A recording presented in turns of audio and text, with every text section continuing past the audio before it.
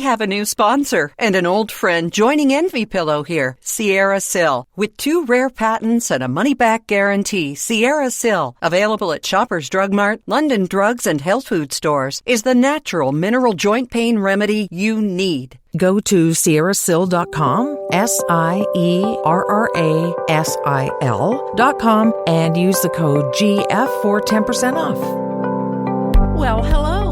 Thanks for joining us. This is Gracefully and Frankly, episode 19! 19. Yes, do you remember 19? Oh my goodness. Closing in on our 20th episode already, and we're so glad you're here. Of course, we're especially glad Envy Pillow is here so that it's free for you to listen. Go to envypillow.com and get 10% off anything you buy of their beautiful products, from masks to pillows to, the mask is for you, not for your partner, but hey, whatever you're into. That's right. And you'll get 10% off if you use the code GF. Gracefully, Frankly, good friends. Gluten-free? Well, as far as I know, they are. I don't know. No, I dreamed I ate a big marshmallow. Isn't that how that goes? But anyway. Pretty sure it is. So today we have some travel tips from a flight attendant. And do we call this a confession from you, Erin, about your travel adventures and what happens after you get home? Oh, just my wicked, wicked procrastination. And I'm ashamed, but, this is who I am. I am the queen of no expiry dates. And I guess that I may live forever, Lisa, and I'm going to try and spread that to you too, because it's just the way I am. We're going to talk about a book that could change your kids' or grandkids' lives. And I'm not even kidding about that. It's pretty darn huge. Some wisdom from Lisa that will stop you in your tracks, because it certainly does me. And I'm so grateful to you for sharing this today. And what else do we have? I don't know where these things come from. They just pop out of me. I'm sure it's some sort of a possession that's happening, and it's not my brain that's coming up with it. But anyway. Well, I love that. The things that are truest stick with you, right. I find. And it's why I'm able to kind of spout my own truisms at the drop of a hat. But you know what? If they resonate, that's all good. You take what you want from this podcast and you just enjoy the rest, right? That's right. And we're going to talk about being and not being mothers as well, because Mother's Day is coming up and the significance of this particular day is ahead too. Yeah.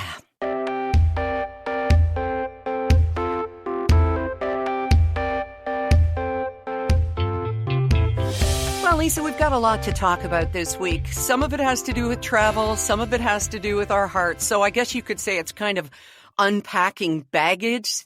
This won't surprise you at all, Lisa, but Rob and I are traveling this week because, well, why not? We can travel again, and we're going to have a very busy summer with the grandkids and everything. And I am so ashamed to say I have a suitcase that is out in one of the spare bedrooms. And I said to Rob, we've got to put that suitcase away. That's going to be Janie's room. We want her to be able to play there. And he said, you haven't unpacked it yet. What is wrong with me? If the suitcase isn't right there in our bedroom and I'm tripping on it and the dog's sniffing in it, it doesn't get unpacked.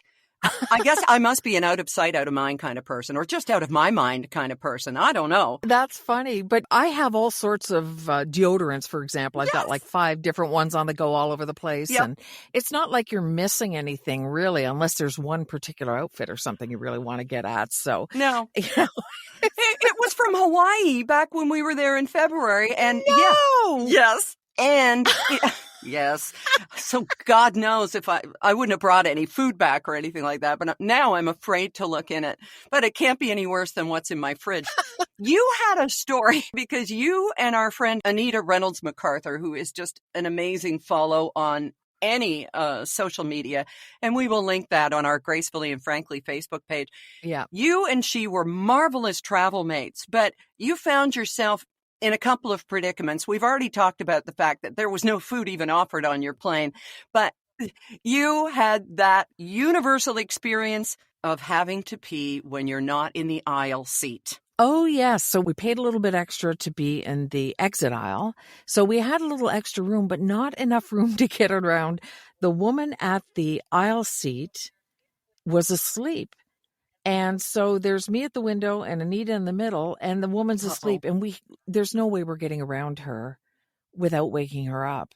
And so we were kind of whispering to each other, can you wait? Or do you really have to go? Oh, I gotta go too. All this stuff. And so we finally just had to give her a shove gently. We're so sorry, but we really have to pee. Yeah. And I think that the fact that it was a woman might have made it a little easier to sort of impart your urgency. Don't you think? If it was a man, you might have just tried to hold it until you landed and wondered why you had that second coffee with your pancakes at the airport. There's no way I am holding it anymore. I don't know about you, but as soon as my brain goes, I have to pee, I gotta go. So this is a woman thing or a menopause thing or whatever, but yeah, so she got up, let us out. We both went to the washroom. Yeah. And when we sat back down, she got up and went. So. Oh, okay. All right. We may have prevented an accident. I'm not sure. You may well have done. And on the airplane, isn't that the main thing for everybody? I always find it funny when people say, have a good flight, and we'll say, we'll do our part. That's all we say because, we're just going to sit there and we're not going to bother anybody. We're not going to try and open the exit.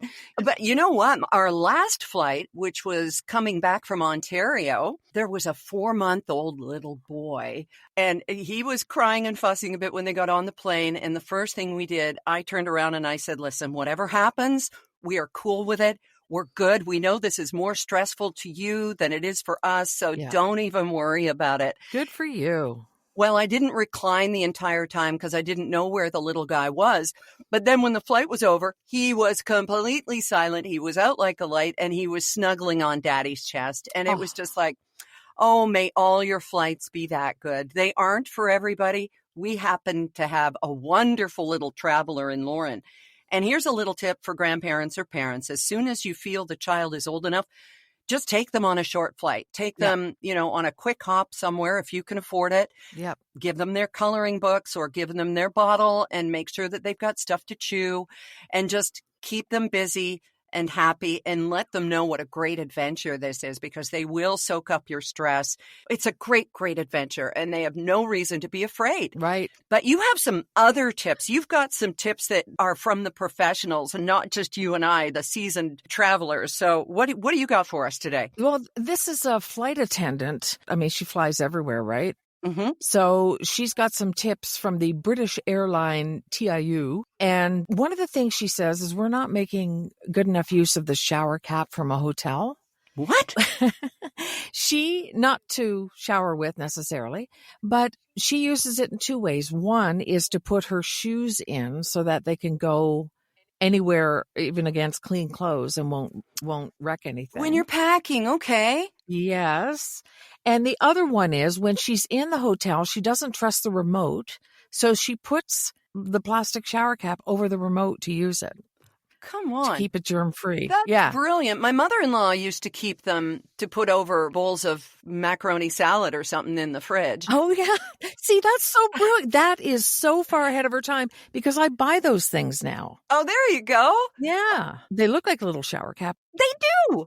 Okay, you got any others? She says those clothes hangers with the little clips on them are perfect for closing your curtains. Yes. I don't know about you, but it seems to me like every hotel room I stay in, the curtains, they saved a few dollars by making them about an inch too narrow. Yep. And so she puts them together and uses the hangers. It's brilliant. You hang the hangers top to bottom, use the clips to close the curtains.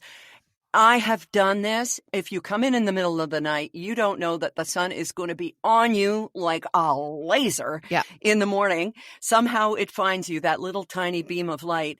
That's brilliant, especially if you're trying to nap during the day or get your body clock turned around, or even at home, or if you're visiting somebody without getting on a plane.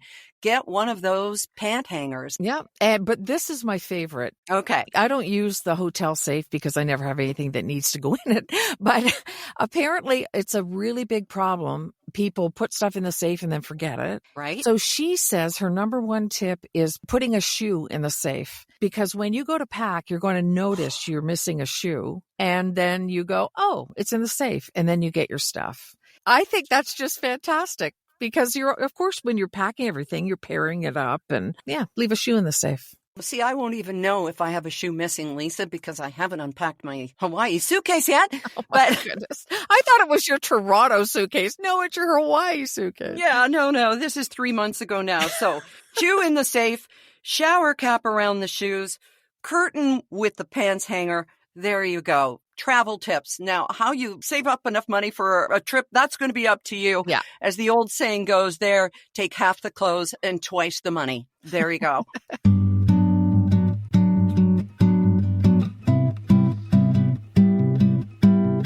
You know, Mother's Day on Sunday is always a weird day for me because I didn't have kids, and people tend to not know what to do or say around me on Mother's Day. And, you know, I don't know, it's just kind of odd. So it's not an odd day for me. I don't care. I want moms to have an awesome day, and it's got nothing to do with me. But it's kind of a weird day as to how other people treat me.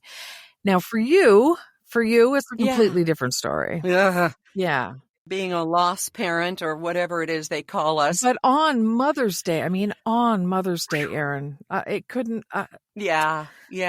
Lauren died 8 years ago today, as a matter of fact. After celebrating her first Mother's Day, she went to sleep and didn't wake up on the Monday morning. And it is Mother's Day just bleh. Yeah. And I asked Lauren's, her son, who was 7 months old, the day that Lauren died, May 11. And I just threw it at him when we were in the car a few days ago. And I said, so what do you think? Should I celebrate Mother's Day? Am I a mom? Because I'm always wondering that. And I thought, okay, let's get an 8-year-old kid's take on it. And he goes, without hesitation. He goes, well, yeah. He said, you're a mom. And Rob said, right. And we left it there. It is a strange day for a lot of people. And those of us who've lost our mothers, like you have and I have, it's a day that can carry a lot of weight for different people. Yeah. But there's this saying in the Jewish tradition, and I've stolen it. And I asked a friend of mine who is Jewish if it's okay, if it's cultural appropriation, or if it's okay if I say it, may her memory be a blessing. When someone dies, may their memory be a blessing. And I just think, oh, that's such a nice way of putting it. Don't you think? Yeah, I do. May you feel blessed when you think about them. And I know with your mom, there's a lot there, but I'll let you put it into words. Yeah, I totally feel blessed that I had a mom for that long, that for the last couple years of her life, we were a team. I'm proud of myself for always being there for her, for not rising to her bait because she was dying.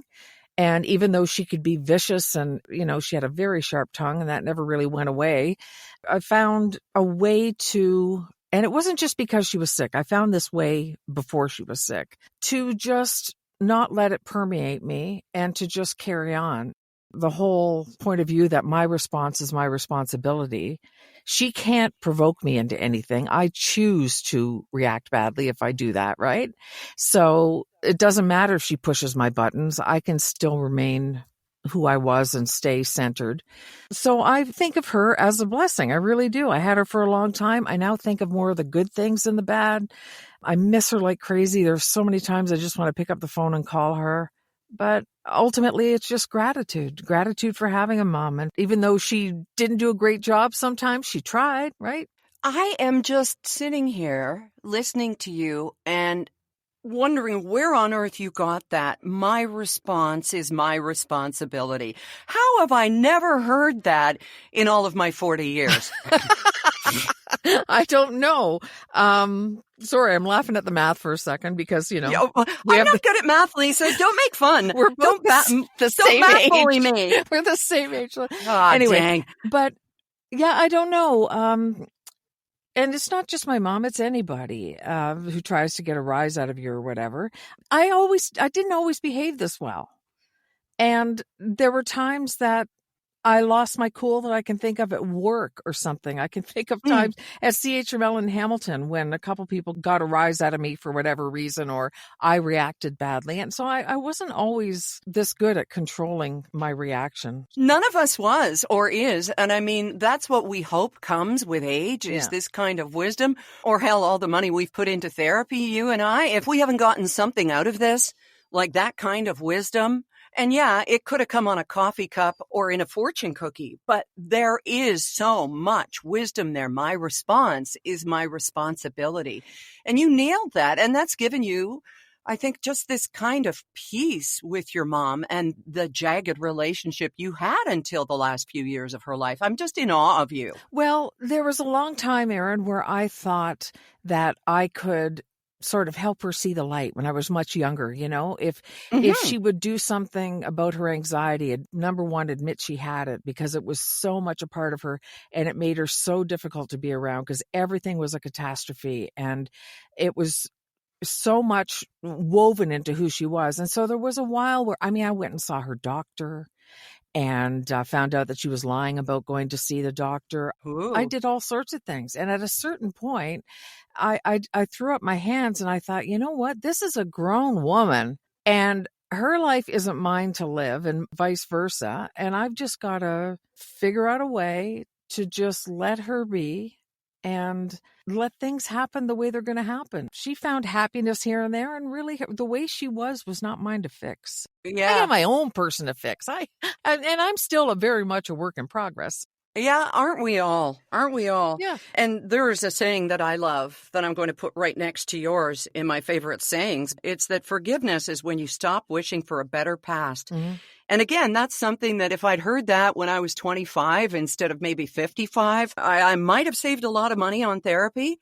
But my mom, she got onto antidepressants in about the last 10, 15 years of her life. And thank God, because she had seen me and some of my sisters also change our lives. Mm. And we're not pushing pharmaceuticals or whatever. This is just what it is for Lisa and for me. But it was life-changing because our mothers do hold such a big place in our lives. Yeah. But something else that you taught me, and I'm so grateful for it, is the whole stoicism thing.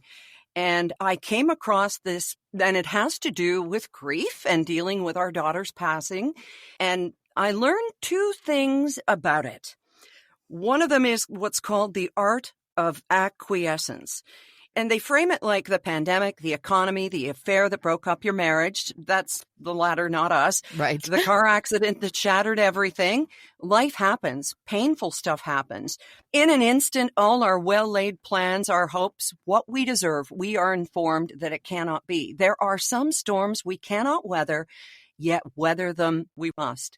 And once we practice the art of acquiescence, they say you can turn this event into something that in retrospect we would not trade. I have a little trouble with that because I would trade anything to have Lauren back. Yeah. But the lessons that we've gotten, the people that we've reached, the people that we've heard from, the joy that we've been able to turn this sorrow into was a gift we could not have foreseen. Let me say that about that. Right. 8 years ago today. Yeah. So here's to the Stoics and just doing the best we can, right? Right. And that's all anybody can ask of anybody. I mean, somebody's mother, my mother, whoever's mother may have failed in certain ways or done whatever. She always fed us. She always clothed us. She always looked after us. She always put us first. You know, I remember reading this somewhere and thinking, this is my mother. A mother is a person who, when there's one piece of pie left, suddenly doesn't have a taste for pie. Mm-hmm. You know what I mean? Yeah. Make sure that somebody else has it. And that was my mom. And she would have laid on railroad tracks for us 100 times over.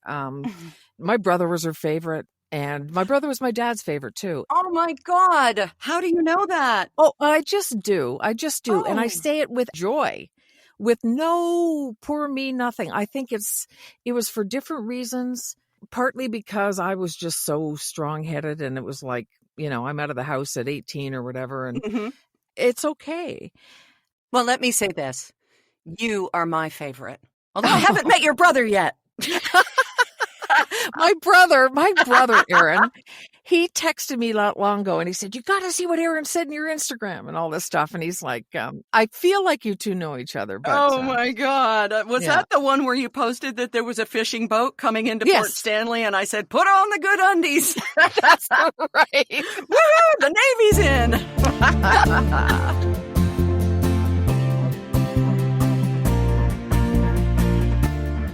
When I travel this time, I won't be buying any souvenir shirts. You picked up a most wonderful shirt for Derek in a store in Hawaii. But a story we didn't tell from that trip that I think is just so amazing was the woman tried to name drop, and it almost went so far sideways that you were kind of thinking about whether to spend money there. So you got to tell the story about the shirt. Well, it was a great store in that little town that we were at. Paya? Yes. Paya. Okay. I don't know. Anyway, yeah. Paya. Okay. Beautiful little town, lovely store. All the shirts are made in Hawaii. And I was going to buy Derek a Hawaiian shirt because he loves them. So I picked one up and the woman said, "Oh, John Voight was in here and bought that last summer." And I went, "You got to be careful whose name you mentioned," as I put the shirt back, because although John Voight is a tremendous actor, and I thought I'd loved him in Ray Donovan, you know, he's a big MAGA. He's nuts. Can we just say that? Without judgment, of course. He's nuts. He's a little off. Yeah, he's a little off. And he's not my kind of guy. So I just said to her, you might want to just know a little bit more about somebody before you drop a name. So I did not get that shirt, and I went over to another rack. Yeah, the John Voight shirt doesn't have nearly the panache that the John Voight car did for George Costanza on Seinfeld. Oh, wait. Maybe it was that John Voight. I don't know. A different John Voight. It was a different John Voight. Well, I would be remiss if I didn't do what a friend would do, and that is to give your new book a not shameless plug, because I'm telling you, Lisa, that this is the perfect grad gift. Because what kid just wants more money? But seriously. Here, read this all summer. It is fantastic. First off, Lisa Brandt wrote it, and you wrote it with someone, and it's called Trade Up, and it's all about the beauty, the wisdom, the foresight to go into the trades. Please, we need you. It's just a really tough time to get people to work in the trades because there aren't enough people. So jobs are getting put off, and so many job openings. I mean, they're saying hundreds of thousands of people are going to retire from the trades in the next 10 years or so, and we need new people. Now, here's the thing. There's been a lot of jokes about, oh, yeah, he'll end up in a trade school or whatever. And that stuff is so old school. For starters, you get paid during your apprenticeship. You're not going and dumping tons of money on your education. You're actually getting paid while you're doing it. You mean it's not like radio where they have interns come in and they don't get any money? No, they actually get money. Oh. And so many women are joining the trades now, and they're making really good money. They're starting in the six figures sometimes once they become a journey person. And, you can write your own tickets. So John Finan is the man that I worked on this book with. He owns a bunch of companies in the London, Ontario area, and he started as an electrician. The guy hasn't picked up a tool in years. He doesn't need to. He's accumulating property. He's doing all this other stuff. He's got all these employees. And his whole approach is, don't dig yourself into a deep university tuition debt. Do that later. A little bit later, not a ton later, maybe part-time, but do it in a way that you're not digging yourself into a hole. He's not anti-university or college whatsoever. He's been to university, but he just thinks this is just such an important start. And so we worked on this book. I more or less wrote it with his ideas and different things in there. So it's a collaborative project, and we're launching it in about a week. Officially, but there's already a website, tradeupbook.ca, and it's fiction. It follows a bunch of people in the trades, and it's based on reality using Ontario statistics and stuff like that. So that's what we did, and I'm really proud of it. We've gotten really good feedback, and our kind of slogan is, we want to do for the skilled trades what the wealthy barber did for savings accounts. And you've gotten reviews already from people who thought that it was reminiscent of The Wealthy Barber. Yeah, we did. And to be perfectly honest, although the book was written already, John did talk to David Chilton, The Wealthy Barber, just about book marketing and some different things. He was very generous with his time, but the book was already written by that time, so it wasn't like we took anything. But he gave us some great advice. So yeah, we're excited about it. And John's available for interviews, and away we go. I'd rather talk to you. Is that okay? Is Lisa Brandt available for interviews? I get to talk to you for, half an hour every week here on this podcast. I should think anybody would be interested to have a seasoned broadcaster on who also wrote a book called Make the Media Want You. I'm just so proud of you and everything that you have accomplished. And You and I both know how hard it is to write and to market a book, especially to self-market, because we both have that voice in our head saying, stop it. Stop talking about yourself. Don't plug it, Yeah. So I'm going to do it for you. And I appreciate that. There's some imposter syndrome, definitely. And I was with a publisher for my first book. You know what it's like to be with a big publisher and have that support behind you. And I still see people writing about your book. Yeah, it's pretty wonderful. Morning has broken. It's still very much a thing. Hey, you know what? We should talk sometime on the podcast about how to write a book, because I get that question. You get that question. All the time. I'm like, how do I get my book published? I have no idea. I was lucky. I was so lucky. I was contacted by a publisher. But you know the nitty gritty, the insides and out, and all of the other cliches that I'm not supposed to use when I'm a writer. But so we'll have to do that, Lisa. It's like we're now getting people saying, I want to do a podcast. How do I do a podcast? Yeah. Everybody can do one, but it's a matter of having listenership. And why are you doing it? What's your motivation? And the other thing before that was I want to write a blog. And I've seen so many people come and go. They just don't have the stick-to-itiveness because you're not getting a confetti parade every week. You don't always have ideas that just come flowing out of your brain. It's work. Oh, God, so yeah. when people say to me, and I will elaborate when we talk about it in the future, but when people say to me, how do you write a book? I'll say, you sit down and write a book. Like, there's no easy way around it. So, but there's more. There is more. I had a whole vision board with Post-it notes and stuff, and I would move them around. Where's this going to be and stuff? I can't imagine writing fiction. But again, we are going off in a different direction. But I said that this episode was going to be about travel. So there we go. And we will indeed pursue that in coming episodes. We are just so grateful to have you listening, to have you emailing us at gracefullyfrankly@gmail.com. And of course, our Facebook page. People are commenting on my Facebook page, but I would love if everybody would kind of join the family at Gracefully and Frankly's Facebook page. We just, we're so grateful. We are. And, it occurred to me last week that for a while we haven't said what everyone says on their podcasts. What? Hit that subscribe button when you listen to an episode, and you'll never miss an episode because it'll come right to you. That's right. Every Thursday, whether you want it or not. So thank you. And one more travel tip before we go. Envy Pillow has a gorgeous little fancy schmancy, beautiful satin case for their travel version of the pillow. And once you go to Envy, there's no going back. It comes with this carrying case, and there will be no more dirty, lumpy, neck-cricking, share with 1,000 strangers hotel pillows. And no, your shower cap will not fit on their pillow, and it'd be all crinkly anyway. So just take your own darn pillow and have a bit of home wherever you go. Okay? Okay. Well, Miss Lisa, we will talk to you again next week. And I want to thank Lisa for being my bestie, and because you knew our daughter and she adored you and you felt the same way about her. You will always have a special place in our hearts. And one more note about grief, say their names, talk to the bereaved, whoever they may be. People always say it gets better in time. And I learned something in this past month that it doesn't get better in time, but it makes it a little easier to walk alongside the grief. And that's the best way that I can put it as we keep walking along and heading forward, because it's what she'd want us to do. And I know she would listen to this podcast and say, why don't you let Lisa talk more? No, she wouldn't. Plus, Dad's the funny one. And so this time I did talk more because I got a lot on my heart, and it's just so good to share it with you, with my best friend, and with anyone who has taken the time to listen. So thank you for that. All you mothers have a wonderful Mother Day, and we will talk to you again next week.